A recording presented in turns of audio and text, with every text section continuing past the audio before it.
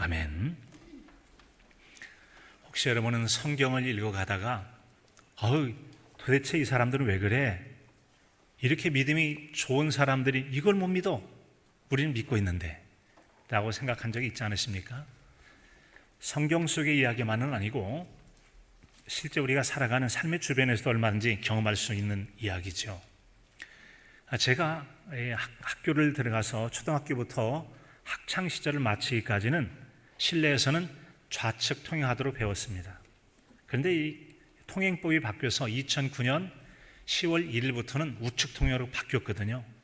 만약에 제 나이 또래에 학창시절을 마치고 해외에 오래 머물다가 국내에 들어왔다면 국내에서 살아가는 사람들이 전부 다 이상하게 보일 거예요. 오라, 내가 옛날에 도덕시험을 100점 맞았고 질서는 반드시 왼쪽, 발뒤꿈치 들고 왼쪽으로 다니라고는 전부 다 오른쪽으로 다니래. 이게 전부 다 문제야 라고 말하고 싶은 생각이 들지도 몰라요. 그러면서 굉장히 좀 혼란스러울 겁니다.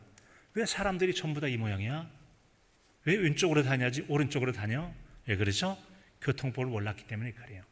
이런 것처럼 기존에 자신이 알고 있던 그런 지식이나 신념, 어떤 가치와 현실의 차이가 나서 부딪힐 때 이때 굉장히 혼란을 겪게 됩니다. 이걸 가리켜서 심리학 용어로는 인지부조화라고 말하죠. 인지부조화. 커그니티브 디서넌스라고 하는데요.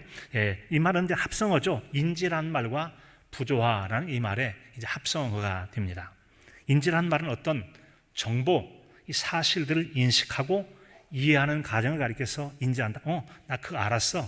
인지했다라는 얘기죠. 그래서 외부 자극이나 정보를 받아들이고 이를 판단하거나 해석하는 것까지를 포함해서 인지했다라고 말합니다. 그리고 부조화라는 말이 있습니다. 조화롭지 못하다 혹은 일치하지 않는 상태를 부조화를 이뤘다라고 말하는 거죠. 일반적으로 여러 요소가 서로 어울리지 않거나 충돌될 때 인지부조화다라는 말을 사용하기도 합니다.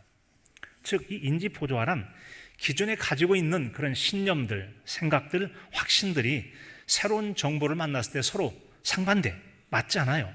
혹은 두 가지 이상이 반대되는 믿음, 생각, 가치들이 동시에 지닐 때 내면적으로 받는 정신적 스트레스 같은 게 있어요.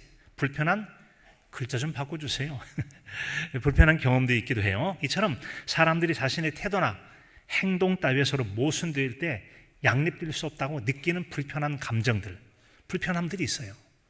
이 불편함들을 가리켜서 이제 인지부조화라고 하는 건데, 이런 인지부조화를 경험할 때 사람들 속에서는 초조감이나 긴장감, 울렁거림, 불안증이 있어요. 나만 왜 그래? 남들은 다 안 그런데 얼마나 마음이 불편하겠어요? 불편하겠어요.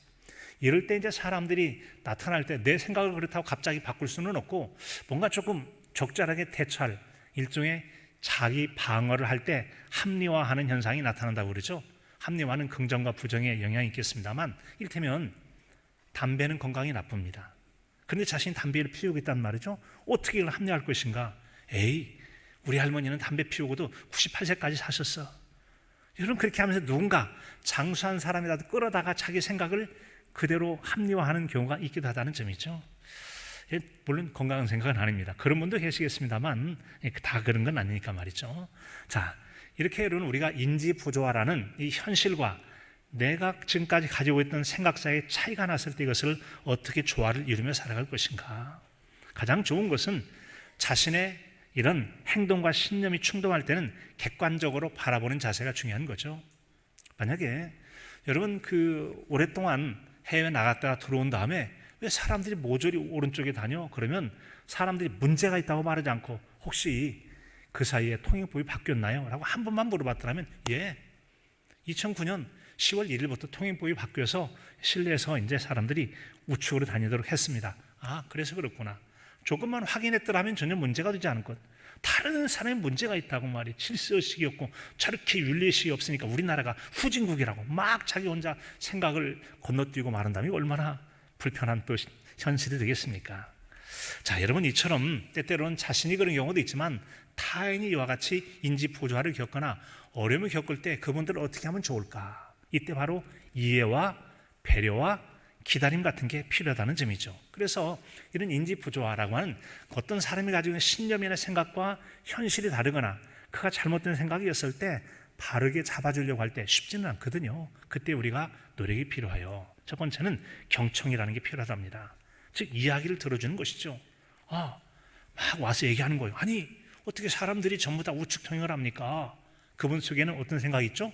좌측통행이 맞는데 라는 생각이 들어있는 거죠. 그 얘기를 다 들어주는 그러니까 지금 당신 생각으로는 사람들이 좌측 통행을 해야 되는데 지금 모두가 우측 통행에 있어서 우측 통행하는 게 문제가 된다고 생각하는 거군요 라고 그의 마음을 공감해 주는 것이죠. 틀어주는 겁니다. 두 번째는 비판하지 않게 해요. 딱 듣자마자 그것도 몰라요? 지금 얼마나 이 나라에 살아왔으면서 그 모양이냐고. 그러면 아니 그 사람이 해외에서 와가지고 모르는 건데 건너짚고 비판 먼저 하면은 자기도 실수한 거예요. 들어온 사람도 다 이 사람들이 문제가 있다 하면 문제가 되는 거죠. 그때는 비판하기보다는 여러분 그의 상황을 이해할 수 있도록 시간을 좀 기다려주면서 여러분 비판 대신에 말을 조심해야 돼요. 어떤 경우는 너무 생각이 빨라가지고 척 보면 삼천리요. 그냥 보면 뭐가 문제가 있고 인간성이 그러면 되냐고 뭐가 문제냐고. 그 사람은 사정을 듣다 보면 비판할 일이 아니고 오히려 내가 좀 마음을 건너짚었던 게 미안하네 할 때가 얼마든지 있거든요. 그런데 막 비판하는 경우가 있더라. 세 번째는 정보 제공입니다. 필요한 경우에 그런 인지 여러분 부조화를 경험하는 분에게 관련된 정보를 제공해 주면 그렇군요 라고 하는 거예요. 얼마 전에 한 분이 저에게 이런저런 얘기 몇 사람 모여서 얘기하는 중에 동북교회 목사님이다 그랬더니 왜 이렇게 목사님이 젊어요? 저한테 그러더라고요. 제가 젊은 나이는 아니거든요. 근데 제 머리카락이 좀 새카맣고 머리 숫자가 많아서 그런지 저보고 젊대요. 저도 장가만 빨리 갖고 애들이 했으면 애들이 좀 중학교도 다닐 수 있는 나이예요. 어쨌든 젊다고 얘기하더라고요. 제가 그렇게 얘기하지 않고 뭐라고 했겠어요? 전에 계시던 목사님이 연세가 많으셔서 은퇴하시고 제가 한 22년 전에 새로 왔습니다. 그랬더니 그렇구나. 간단하게 해결되잖아요. 정보를 제공하는 거예요. 그 오해하고 있는 사항들을 이해할 수 있도록 설명해 주면 해결되는 거잖아요. 해결돼요. 이따가 도마 이야기를 할 때 예수님께서 어떻게 사람들에게 잘 오해하고 있을 때 풀어준지 다시 한번 설명하겠습니다. 단 하나는 시간축이라고 하는 것이죠. 어떤 변화나 이런 상황들을 이해하는데 시간이 절대적으로 필요할 때가 있어요. 여러분 이런 이야기 있잖아요. 머리에서 마음으로의 여행이 30년이 걸린다, 50년이 걸린다는 얘기 있어요. 사랑해야 되는 줄 아는데 사랑이 안 되는 거예요. 미워요. 또 믿음으로 예수님이 어쨌다 하는데 이게 여러분 머리로는 다 공부해서 알고 있는데 이게 마음이 믿어지지 않아요. 머리에서 마음까지 여행이라는 게 굉장히 오래 걸릴 수 있습니다. 그런 때는 이해하고 배려해주고 기다려주는 시간이 필요한 거죠. 그리고 성령님의 역사를 위해서 기도하는 게 필요한 건데 그때 막 당신은 말이 남들 다 믿는데 혼자만 그런다고 말이에요. 얼마나 기죽겠어요? 나 차례를 합니다. 반발감이 생길지도 모르겠단 말이죠. 사람마다 개인 차이라는 게 있어서 차이도 있을 수 있고 그래서 우리에게는 기다려주는 시간이 필요한 것이죠. 많은 경우에 여러분 우리도 그렇잖아요. 어떤 상황이 그것이 옳은 줄은 알지만 당장은 안 받아들이고 우선 이전의 생각 가지고 반발을 하거나 저항감이 생길 수 있어요. 시간이 지난 다음에 그래 내가 이렇게 현실을 부정한다고 그것도 아니고 받아들이기까지 시간이 필요하다. 이를테면 여러분 우리 속담에도 우물에서 숭늉 찬다는 말이 있습니다. 우물은 뭐죠? 물을 떠내는 곳이잖아요. 숭늉은 뭡니까? 밥을 짓고 난 다음에 손 밑바닥에 눌어붙어 있는 밥알들이 누룽지예요. 누룽지에다 물을 붓고 끓이면 숭늉이 되잖아요. 아니 우물에서 숭늉 찾겠어요? 시간을 기다리고 과정을 거쳐서 이게 변화가 있고 여러분 그냥 누룽지 붙어 있다고 거기다 물 부어서 내면 누룽지 맛이 안 나요. 또 끓여야 돼. 그럴 때 제대로 그 누룽지 얼마나 맛이 좋아요. 큰 누룽지 맛도 좋고 향도 좋고 시간이 필요하다라고 하는 거죠. 마지막 하나는 지원이라고 하는 것입니다. 때때로 그들이 혼자서 이겨내기 힘들다면 정서적 지원 같은 게 필요해요. 특별히 여러분 우리가 살아가는 과정 속에서 사랑하는 가족들을 잃는 상실의 슬픔이 있을 수 있습니다. 가족일 수도 있고 연인일 수도 있고 친구일 수도 있고 직업일 수도 있고 여러 예상치 못했던 뜻밖의 어려움을 경험할 때 굉장히 상실감이 커서 도무지 감당을 못해서 슬퍼할 때가 있단 말이죠. 그때는 어떻게 하면 좋겠어요?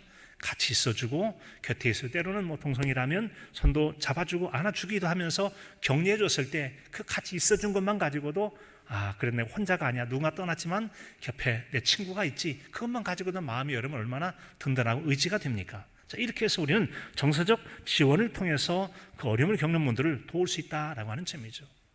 이 같은 도움이 필요한 사람, 이해가 필요한 사람이 바로 오늘 말씀 속에 등장하는 신앙인들이라고 하는 것이죠. 즉 세상 이야기뿐만 아니라 세상 이야기 같은 일들이 똑같은 사람이니까 믿음을 갖느냐 갖지 않느냐 그뿐이지 똑같은 사람들의 이야기가 성경 속에 기록이 되어 있어요. 이것이 바로 신앙적인 면에서도 똑같이 적용이 되더라라고 하는 것이죠. 오늘 말씀은 여러분 잘 아시는 것처럼 두 가지의 이 부활 사건을 경험한 사람들의 이야기를 믿지 않았다라고 하는 것이 핵심 내용 아닙니까? 한 사람은 막달라 마리아라고만 표현되어 있고 어떤 성경에는 막달라 마리아와 다른 마리아라고 해서 두 사람이 무덤에 다녀오게 되잖아요. 그리고 보고 들은 것을 말하는데 듣고도 믿지 않았다라고 하는 것이 오늘 말씀의 1차 결론이에요. 두 번째 이야기는 그 여인들의 이야기를 들었던 사람들 중에 2명이 시골로 갔다라고 얘기를 합니다. 그래서 그 갔다 오면서 예수님 만난 이야기를 또 들려줬더니 믿지 않았다라고 하는 것이 오늘 말씀 2가지 이야기 아닙니까? 어찌 된 겁니까? 지금 이 사람들은 예수님 안 믿기로 작정한 사람일까요? 그렇지 않습니다. 정말 예수님이 사랑하는 사람들이에요. 예수님 잘 믿기를 원하는 사람들입니다. 정말 주님께서 부활했으면 좋겠네라고 간절히 소망을 가진 사람들입니다. 그런데 아직까지 그들이 미처 주님께서 십자가를 지시기 전에 하시던 말씀을 기억지 못했던 거 아니겠습니까? 미처 생각하지 못한 거죠. 그리고 지금까지 내가 살아오면서 죽었다 살아난 사람 본 적이 있어야 되지. 그런 얘기를 들어본 적도 없는 것 같아. 그러니 기존의 생각과 주님께서 살아나셨다는 이 사람 저 사람 얘기를 들어도 내 생각 속에는 안 믿어지는 거예요. 안 믿으려고 하는 것이 아니라 믿어지지 않아서 못 믿고 있을 뿐이라는 거죠. 그들이 예수님을 사랑하는 사람들이라니까요. 바로 오늘의 이야기가 바로 그런 사람들의 이야기라는 거죠. 따라서 여기에는 우리에게 여러분 불신을 넘어서 굳건한 믿음에 이르기까지에는 여러 우여곡절도 필요하고 성령의 역사도 필요하고 시간도 필요할 줄로 믿습니다. 바로 그럴 때 이런 문제를 경험하는 사람들을 이해하는 마음이 필요한 거죠. 그저 그냥 사람마다 빠르고 늦은 게 있잖아요. 키도 빨리 크고 나중에 더디 크는 사람, 더디 크다가 나중에 쭉 크는 사람 있기도 하잖아요. 각각 별 다른데 신앙도 마찬가지일 수 있습니다. 나중된 자가 먼저 되고 먼저 된 자가 나중되듯이 처음엔 믿음 좋았다가 더디 가는 사람이 있고 더디 가다가 나중에 쭉 자는 사람이 있단 말이죠. 언제 어떻게 바뀔지 모르는 이런 상황들 속에서 지금 현상만 가지고 쉽게 말하고 판단하는 것은 큰 실수를 범할 수도 있다는 점이죠. 우리는 개인차라는 게 있습니다. 개인 차이가 있습니다.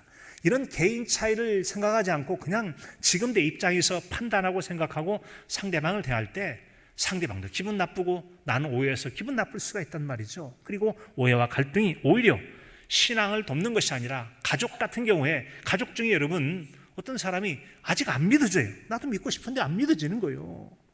이 믿음이라는 게 하나님의 선물이잖아요. 같이 해보실까요? 믿음은 하나님의 선물입니다. 여러분들 가운데 혹시 예수님께서 부활하셨다는 사실이 믿어지시나요? 예수님 부활 사실이 믿어지신다고요? 놀라운 겁니다. 하나님께 여러분 귀한 선물 받으신 줄 알고 감사하시기 바랍니다. 지금부터 이어질 이야기는 무수한 예수님의 제자들을 비롯한 믿음의 사람들이 부활이 믿어지지 않아가지고 못 믿겠단 말이지. 그 말 같은 얘기를 해야지. 그게 믿어져? 라고 얘기하는 거죠. 예수님 당시의 사람들도 직접 보고 들었다고 해도 믿지 못할 뿐만 아니라 직접 눈앞에 보고도 마음에 의심하더라라고 의심이 들어서 못 믿었던 사람이 있더라는 거죠. 그런데 지금 이 시대에 믿어졌다는 게 얼마나 놀라운 일입니까? 하나님께서 선물로 여러분이 믿음의 은혜를 베풀어 주신 줄로 믿습니다. 아직 믿어지지 않다면 하나님 저에게도 그런 믿음의 선물을 주셔서 남들이 믿는다고 고백하는 그 믿음이 저에게도 이룰 수 있도록 은혜 베풀어 주십시오 하고 기도하여 하나님께 선물을 받는 은혜가 있기를 진심으로 축복합니다. 자, 이제 우리는 불신을 넘어서 굳센 믿음으로 가기까지의 시간이 필요하고 과정도 필요하고 여러 우여곡절이 있다는 사실들을 오늘의 말씀을 통해 한번 구체적으로 살펴보도록 하겠습니다. 오늘 말씀 이제 9절로 11절까지 보면 예수께서 안식 후 첫날 이른 아침에 살아나십니다. 그리고는 전에 7 귀신이 들려서 귀신 들렸던 여자를 쫓아주셔서 고쳐주셨거든요. 그 여자가 이른 새벽에 주님 무덤에 갔어요. 그리고는 가장 먼저 그 여인에게 보여주셨다고 성경에 기록이 되어 있습니다. 그리고는 이 마리아가 가서 예수님께 함께하던 사람들, 이전에 예수님과 함께했던 사람들은 지금도 우리 예수님 돌아가셔야지 어쩌면 좋아 하고 울고 있었대요. 슬퍼하며 울고 있는 중이었다. 그래서 자신이 무덤에 가서 만난 예수님의 소식을 알려주었다는 거죠. 11절에 보니까 그들은 예수께서 살아나셨다 하는 것과 마리아에게 보이셨다는 것을 듣고도 믿지 아니하니라. 보고도 믿지 않았대요. 여러분, 이처럼 내 말을 남이 믿지 않을 때는 왜 내 말 안 믿냐고 할지 모르지만 어떤 경우는 자신이 남의 한 말을 안 믿을 때가 있어요. 왜 그렇죠? 안 믿어지니까. 안 믿으려고 한 게 아니에요. 아이, 어떻게 그런 일이 있을 수 있어? 안 믿어져서 못 믿는 경우도 있더라. 이 내용을 좀 더 구체적으로 기록하고 있는 마태복음 28장 1절에 보면은 막달라 마리아와 다른 마리아가 라고 해서 여러분 이른 새벽에 무덤에 갔다고 기록이 되어 있습니다. 그리고 그 무덤에서 어떻게 주님을 만나기까지의 상황들과 제자들에게 나가서 알리는 내용을 이렇게 기록하고 있죠. 큰 지진이 나며 주의 천사가 하늘로부터 내려와 돌을 굴려내고 그 위에 앉았는데 형상이 번개같고 옷은 눈같이 희거늘. 지키던 자들이 그를 무서워하여 떨며 죽은 사람같이 되었다. 무덤 지킨 사람이 덜덜덜 떨고 죽은 사람처럼 되어 있다는 거죠. 그때 천사가 여자들에게 말합니다. 무서워하지 말라. 십자가에 못 박히신 예수를 너희가 찾는 줄 내가 아노라. 그는 여기 계시지 않고 그가 말씀하시던 대로 십자가에 달리시기 전에 하셨던 말씀이 있거든요. 살아나셨느니라. 와서 누우셨던 곳을 보라. 안 계시잖아. 또 빨리 가서 제자들에게 이르되 그가 죽은 자 가운데서 살아나셨고 너희보다 먼저 갈릴리에 가시나니 거기서 너희가 배우리라 하라. 보라, 내가 너희에게 일렀느니라. 이 천사가 확인까지 하는 거죠. 내가 분명히 얘기했는데 빨리 가서 얘기해. 예수님께서 생전에 말씀하셨거든요. 갈릴리에서 만나자라고 말씀이죠. 그 천사가 똑같이 전해준 거예요. 그래서 여자들이 무서움과 기쁨으로 빨리 무덤을 떠나 제자들에게 알리고자 다림질할세 예수께서 그들을 만나시며 평안하냐 하시고는 여자가 나아가 그 발을 붙잡고 경배했더라. 그리고 형제들에게 갈릴리로 가라하라. 거기서 나를 보라 하시니라. 이렇게 여러분 예수님을 만나고 제자들에게 말했어요. 울며 슬퍼하던 사람에게, 슬퍼하며 울면 제자들에게 내가 그 주님 만났다라고 했더니 듣고도 믿지 않았다. 누가요? 예수님과 함께하던 사람이라면 누굴까요? 제자들을 비롯한 정말 예수님을 사랑했던 사람들이에요. 안 믿으려고 하거나 반대하는 사람이 아니라 믿어지지 않아서 못 믿는 인지 부조화의 과정을 지금 겪고 있는 거예요. 두 번째 이야기가 바로 여러분 투제자 이야기잖아요. 12절 13절이에요. 그들 중 두 사람이 걸어서 시골로 갈 때 예수께서 다른 모양으로 그들에게 나타나셔서, 그러니까 다른 모양이니까 예수님이 사람 모양이셨지만 그들에게 미처 알아볼 수 없는 형태였던 것 같죠. 두 사람이 가서 남은 제자들에게 알리되 역시 믿지 아니하니라. 이 마가복음이 짧은 이야기가 누가복음에 가면 좀 자세히 나와 있죠. 그날 그들 중 둘이 예루살렘에서 25里 되는 엠마오라 하는 마을로 가면서 이 모든 된 이야기를 서로 이야기하더라. 그들이 서로 문의할 때 예수께서 가까이 이르러 그들과 동행하시니 그들의 눈이 가려져서 그인 줄 알지 못했다. 가려졌다. 다른 모양으로 변형되어 있어서 못 알아봤다. 그런 얘기죠. 자, 그런데 예수께서 그들이 길 가면서 쭉 주고받는 이야기가 무엇이냐고 하니 두 사람이 슬픈 빛을 띠며 머물러 딱 서게 되죠. 그 중에 한 사람이 글로바라고 하는 사람이 있어요. 그가 여차히 대답을 하는 거죠. 아니, 당신은 우리와 똑같이 예루살렘에서 지금 나오고 있는 길 아니요? 똑같이 예루살렘에서 머물러 있으면서 어찌 그 예수님의 이야기를 모르십니까? 나사렛 예수의 일입니다. 그는 하나님과 모든 백성 앞에서 말과 일에 능하신 선지자입니다. 라고 말하면서 그렇게 얘기하잖아요. 우리는 이 사람, 즉 예수님께서 이스라엘을 속량할 자라고 바랐다라고 했습니다. 그런데 그분이 이제 장사되신 지가 벌써 지금 그렇게 지난 지가 사흘째 됐어요. 그런데 어떤 여자가 말하기를 우리를 놀라게 했는데 무덤에 갔다 보니까 이렇다고 합디다 라고 얘기했다는 거 아니겠어요? 그러나 그들은 예수님을 보지 못했다고 또 고백을 하네요. 무슨 얘기인가 하면 막달라 마리아와 다른 여자가 무덤에서 봤다는 얘기를 듣고서 즉시 베드로와 요한이 뛰어갔거든요. 요한이 먼저 도착했지만 베드로가 먼저 무덤에 들어가서 싹 보더니 진짜 없네, 이상하네 하고 자기 집으로 돌아갔다라고 성경이 기록이 되어 있어요. 그 이야기입니다. 그 이야기예요. 자, 그때 예수님께서 말씀하시죠.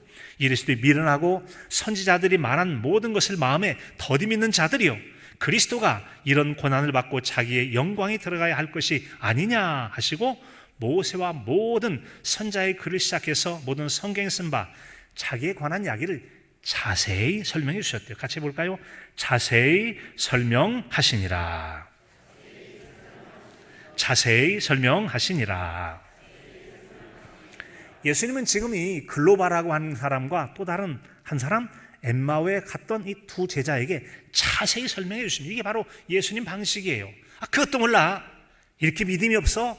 라고 말씀하지 않고 자세히 설명해 줘요. 구약 성경에는 어떻게 예언되어 있고 어쩌고 해서 설명해 주셨더라. 자, 여러분이 그 다음에 어떤 일 있죠? 그들이 그 설명해 준 그분에 의해서 그러시냐고 하고 이제 우리 집이 가까운데 해도 저물었고 숙박도 해야 되니까 저희 집에 가셔서 함께 음식이나 잡수고 가세요. 그들이 강고나무로 따라 들어가서 이제 주님께서 들어가시잖아요. 음식을 아주 축사하시고 내리더니 주님이 사라지신 거예요. 세상에, 아까 그분이 예수님이셨던 것 같아. 예수님이셨던 것 같아. 그동안 마리아가 얘기했잖아. 그분이었던 거야. 혹시 너 아까 올 때 그분 얘기 들을 때 가슴이 좀 뜨겁지 않더냐? 맞아. 나가 막 가슴에 불 붙는 것 같다고 혼났어. 근데 그냥 얘기를 듣는 중에 말은 못했지만 왜 이렇게 마음이 뜨거웠는지 몰라. 서로 주고받고 맞아, 빨리 가자 해가지고 그들이 어떻게 한 거죠? 돌아가서 제자들에게 말했다는 거 아니겠습니까? 그런데 문제는 제자들이 믿지 아니하였다는 것이 오늘 이야기의 두 번째 얘기라는 것이죠. 자, 여러분 어떻습니까? 이게 바로 우리 인간 아니겠습니까? 연약한 인간들이에요. 자, 그렇게 하고 이제 여드레가 지났습니다. 그 일이 있은 후, 그러니까 그때 아마 도마라는 사람이 없고 10명의 제자, 가룟 유다는 저 세상 갔고 도마는 없고 나머지 10제자와 다른 사람이 있을 때 예수님께서 그들 가운데 나타나셔서 그들에게 보여주셨던 거죠. 그리고는 무서워하지 말라라고 하시죠. 근데 제자들 중에는 어떠냐면 직접 눈앞에 나타난 예수님 보고서 혹시 이분 영이 아니야? 예수님은 내가 똑똑히 봤는데 십자가에서 고난받고 피 쏟고 죽으셔서 장사 지는데 예수님 진짜가 올 리가 없지. 이분은 아마 헛개비와 같은 영으로 오셨을 거야 라고 그 보고도 의심했더라는 거죠. 왜 그랬을까요? 주님께서 사흘 후에 다시 살아나시겠다는 이야기를 까마득하게 잊고 있는 거죠. 다시 살아날 거란 부활의 이야기를 그들이 들었지만 기억하지 못하기 때문에 현상으로 벌어진 그 일을 믿을 수가 없었다는 것이죠. 때로는 우리가 신앙 지식을 위해서도 건강한 믿음을 위해서도 신앙 지식이 필요한 까닭은 그것들이 내가 믿음이 필요한 현장 속의 성경이 떠오르도록 하는 성령님의 도우심의 역사가 있을 때 생각나게 하시는 은혜가 있을 때 건강한 믿음 생활하는데 크게 유익하게 될 줄로 믿습니다. 그래서 우리가 기도해야 되는 이 안타깝게도 제자들이 그걸 떠올리지 못한 겁니다. 그래서 영으로 생각하는 거예요. 그래서 무서워하지 말라라고 하신 다음에 어찌하여 마음에 일어나느냐. 영은 손, 팔 없잖아. 나 봐. 손 있잖아. 못자국 보여? 자, 팔 봐. 못자국 보여? 옆구리 보여줄까? 옆구리? 여러분 예수님 말씀하지 않으셨지만 그러지 않으셨겠어요? 자, 그러면서 나를 만져봐라. 영은 살과 뼈가 없으니 나는 너희 보는 바와 같이 나는 있다. 혹시 너희 중에 생선 있으면 생선 좀 줄래? 그랬더니 그들이 어떻게 하죠? 생선을 드리잖아요. 그리고는 아직도 믿지 못하느냐라고 하시면서 생선을 드릴 때 드셨다라고 성경에 기록되어 있어요. 사랑하는 성도 여러분, 이처럼 보고도 믿지 못하는 경우, 신앙 체험을 하고도 믿지 못하는 경우 성도들이 있을 수 있습니다. 그런 성도를 위해서 기다리며 기도해 주실 수 있기 바랍니다. 기도해 주실 수 있기 바랍니다. 그런 시간이 우리에게 반드시 필요하다라고 하는 거예요. 그런 시간을 통해서 우리가 굳건한 믿음에 서요. 지금까지도 여러분 보통 일이 아니죠. 그 제자들이 믿지 않고 그랬다는 게 심각한 문제인데 여기에는 더 심한 사람의 이야기 하나가 남아 있습니다. 바로 도마라는 사람의 이야기예요. 요한복음 20장 24절 이하에 보면 12제자 중에 하나로서 디도모라 불리는 도마는 예수께서 오셨을 때 함께 있지 아니하니라. 아까 말씀드렸던 제자들이 모였을 때 없었어요. 다른 제자들이 우리가 주님을 보았어 라고 했더니 도마가 말하디 내가 그의 손에 못자국을 보며 내 손가락을 그 못자국에 넣어보고 내 손을 옆구리에 넣어봐야 믿겠다. 그러지 전까지는 믿지 아니하겠노라. 믿지 않겠다는 거죠. 여러분, 그래서 우리는 보통 말할 때 도마를 뭐라고 하죠? 의심 많은 도마라고 얘기했잖아요. 그런데 어떤 면에 보면 의심 많은 도마기도 하지만 도마는 내가 그냥 쉽게 안 믿고 확실하게 확인해보고 믿겠다라는, 어떤 면에서는 긍정적으로 볼 때 굉장히 확실한 사람이에요. 사람 성격상 남의 말을 쉽게 믿는 사람이 있는가 하면 조목조목 확인하고서야 믿은다면 확실하게 믿는 그런 사람도 있잖아요. 도마가 어쩌면 그런 편에서는 또 긍정적인 면도 있는 사람이에요. 그래서 우리 주님께서 바로 그렇게 말이 끝난 이 도마에게 여드레 후에 나타나신 다음에 도마 이리 와봐 라고 부르시잖아요. 너에게 평강이 있을지어다. 그리고 도마에게 이르시되 내 손가락을 이리 내밀어 내 손을 보고 내 손을 내밀어 내 옆구리에 넣어보라. 그리하여 믿음 없는 자가 되지 말고 믿는 자가 되라.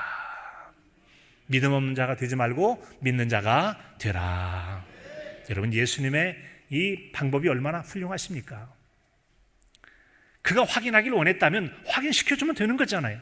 어이, 그렇게 많은 사람들 얘기 듣고 지금 너 막달라 마리아와 다른 마리아 얘기 들었잖아. 그리고 무덤이 비었다라고 베드로 또 다른 요한의 이야기 들었잖아. 또 엠마에서 왔던 두 제자, 그들의 이야기를 들었잖아. 또 이전에 10명의 제자와 다른 성도에 있을 때 내가 나타났다는 사실 들었잖아. 그것도 못 믿어? 이렇게 믿음이 없어가지고 그렇게 말씀하지 않았다는 거죠. 그래, 네가 말했지? 자, 네가 내 손을 보고 또 손을 넣어보고 손가락을 넣어보고 한다고 그랬지? 자, 손 보고 여기다 한번 넣어봐. 자, 옆구리 한번 넣어봐. 비로소 주님께서 옆구리를 내주면서 넣어보라고 말씀하시잖아요. 확인시켜 준 거예요. 믿음이 없다라고 한다든지 그렇게 못 믿냐라고 탓하고 나무라지 않았다는 점이죠. 만약에 여러분 의심이 가고 믿어지지 않는 사람은 그것도 믿음은 없냐고 말이지, 얼마나 신앙생활하는데 그걸 안 믿냐고 그러면 마음에 상처받을 사람이 있을지도 몰라요. 어떤 사람의 경우는 이런 점은 잘 믿어지지만 저런 점이 믿어지지 않는 사람이 있어요. 학교 다니는 아이들도 어떤 과목은 잘하는데 포기하는 과목, 수학 포기자, 수포자, 영어 포기자, 영포자가 나와요. 그런 것처럼 때로는 믿음 포기하면 이게 어렵기 때문에 그 포기한 과목들을 보충하기 위해서는 시간이 필요하고 인내가 필요해요. 그 사람 속에는 믿어지지 않는 영역이 믿어지기까지는 시간이 필요한 인지 부조화의 고민스러운 기간이 필요할 수 있다. 그래서 예수님은 증거로 보여주시고 확증시켜주지 않습니까? 그렇게 주님 보여주시니까 도마가 싹 태도가 달라집니다. 도마가 대답하여 이르되 나의 주님이시오 나의 하나님이시니이다. 같이 볼까요? 나의 주님이시오 나의 하나님이십니다. 아멘.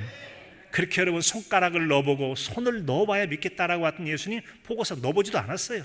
쑤셔보지도 않고 본 다음에 그 예수님 말씀을 듣고서야 놀라운 고백을 하게 되지 않습니까? 이런 시간이 필요해요. 이런 일들이 도마에게만 필요했을까요? 도마는 예수님과 가까운 시대에 살았지만 지금 우리는 수천 년이라는 2000년이라는 세월이 지났는데 어떻게 믿어요? 그런데 여러분들이 믿고 있잖아요. 믿어진다는 게 바로 성령 하나님의 은혜를 받은 증거 중에 하나일 줄로 믿습니다. 하나님께 받은 은혜의 증거가 많지만 그 중에 하나가 믿어진다는 게 얼마나 큰 선물인지, 성령으로 아니하고는 예수를 주라 시인할 수 없듯 성령님의 은혜로 믿어질 수 있어요. 자, 여러분, 이처럼 우리가 인지 부조화를 극복해야 될 대상이 얼마나 많이 있습니까? 무수한 사람들이에요. 이를테면 여러분의 자녀나 손자 손녀들이 유치원에 들어가거나 초등학교에 들어가면 애들이 굉장히 혼란스럽습니다. 할머니, 엄마 오냐 모든 거 오냐 했는데 똑바로 줄 서 취소해야 돼, 네가 가지도 않아. 갑자기 규칙과 여러분 그 규정들을 배워갈 때 애들이 굉장히 혼란스러울 겁니다. 초등학교를 좀 널널하게 다녔던 애들이 상급 학교에 들어가서 갑자기 뭐 무슨 반 해가지고 머리싸움을 공부할 때 보면 애들이 갑자기 혼란을 겪을지 몰라요. 그러다가 나는 안 되겠네 포기하는 과목이 나타난다니까요. 좀 더 여러분 대학에 가서도 또 고등학교와 또 다른 대학교에 가서 많은 학생들이 신앙을 버리기도 하고 혼란한 게 여러 가지 뭐 배우는 동아리들이 있고 해서 혼란한 상황, 모든 게 수업 중심이었다가 자율 중심으로 해야 되고 본인이 하는 거 얼마나 또 혼란스러운 기간을 겪겠습니까? 그게 전부가 아니죠. 장성에서 이성 교제를 하는데 저희 같은 경우는 뭐 남자 형제가 6명이나 되고 저 막내 여동생 하나가 있는데 남자 형제만 알았다가 이성 교제를 하니까 여자는 다 이런 거야? 남자는 다 이런 거야? 여러분 너무나 이성을 이해하는 게 어렵고 힘들 수가 있단 말이죠. 그런 경우가 있을 거예요. 또 그런가 하면 여러분 여기 가정을 이루어 살던 사람이 어떤 사정 때문에 서로 나누게 되어서 또 재혼 과정이 있을 수 있잖아요. 그때 아이들에게 그동안 내가 아는 아빠가 그분이고 엄마가 이분인데 어느 날 갑자기 엄마가 저 남자가 너희 아빠야, 애들이 얼마나 혼란스럽겠어요? 아빠가 앞으로는 이분을 엄마라고 불러. 애들이 얼마나 혼란스럽겠어요? 그들이 도무지 내가 알고 있는 어머니 상과 지금 새로운 여자를 엄마로 받아들이기까지 시간이 많이 필요할 거란 말이죠. 이게 바로 생각으로는 새롭게 가정을 이루면 그렇게 되는가 보다 알겠지만 마음으로 받아들이기까지는 오랜 세월이 걸릴 수 있어요. 이것을 바로 이해해주고 기도해야 된다는 점이죠. 이게 세상 이야기지만 신앙 이야기도 똑같을 수 있는 겁니다. 똑같을 수 있어요. 우리는 이처럼 여러분 신앙생활을 해가면서 겪게 될 수 있는 여러 가지 여러분 불신의 상황을 넘어서 굳건한 믿음에 이르기까지 인지 부조화의 과정을 겪기도 하고 혼란, 우울, 불안, 염려, 불신, 반항 이런 시간들을 거쳐서 견고한 믿음의 때가 이를 줄로 알고 혹시 여러분 주위에 이런 분이 있다면 그게 문제다고 말이 이렇게 믿어도 이러냐고 아까 말씀드렸잖아요. 개인 차이가 있어요. 어떤 분은 그냥 쉽게 믿어지고 잘 믿어지는 분이 있을 수 있거든요. 그런데 어떤 분은 아주 더디게 믿고 정말 당신이 진짜 우리 집에 믿음에 정말 문제야 문제. 탓하고 싶은 사람이 가족 중에 있을 수 있어요. 자식 중에 있고 형제 중에 있고 부모 중에 있을 수 있습니다. 그런 분들을 탓하지 마시고 저분도 믿어보고 싶은데 그 점이 좀 믿어지지 않아서 그런가 보나 성령 하나님 도와주세요. 여러분 그들 위해서 기도해 주시기 바랍니다. 나무라고 탓하기 전에 다른 신앙적인 예화나 사례들을 들려주심을 통해서 그분에게 믿음의 확신을 가질 수 있도록 도와주십시오. 그리고 기도하시고 이끌어 주신다면 성령 하나님께 때를 따라 그에게 이해가 깊어지고 어느 순간이 되어지면 믿어지는 놀라운 역사, 은혜에 이르는 때가 있게 될 줄로 믿습니다. 그런 여러분 고생과 혹은 고민과 갈등의 과정을 겪었던 분들이 나중에 믿게 됐을 때는 아주 견고한 믿음을 갖게 되거든요. 그리고 흔들림이 없어요. 왜요? 내가 그런 걱정과 불안과 의심의 과정을 넘어서 마침내 오늘이라는 이 신앙에 이르렀다는 것만 가지고도 얼마나 확신 있는 믿음을 갖게 되는지 모른다는 거죠. 사랑하는 성도 여러분, 혹시 이 중에 계신 분들 중에라도 아직 부활이라는 게 믿어지지 않거나 부활의 소망이 없다면 성령 하나님의 도우심을 통해서 때를 따라 도우시는 성령의 가르치시고 깨닫게 하신 은혜로 말미암아 예수 그리스도의 사망 것에 깨트리시고 다시 살아 부활의 첫 열매가 되시고 믿는 자의 우리에게도 영원한 부활과 영생 주실 줄 믿고 그 소망으로 사모하여 기도하심으로 모두가 다 부활의 기쁨, 부활의 감격, 부활의 능력을 가지고 사시는 복된 저와 여러분의 삶이 되시기를 간절함으로 축복합니다.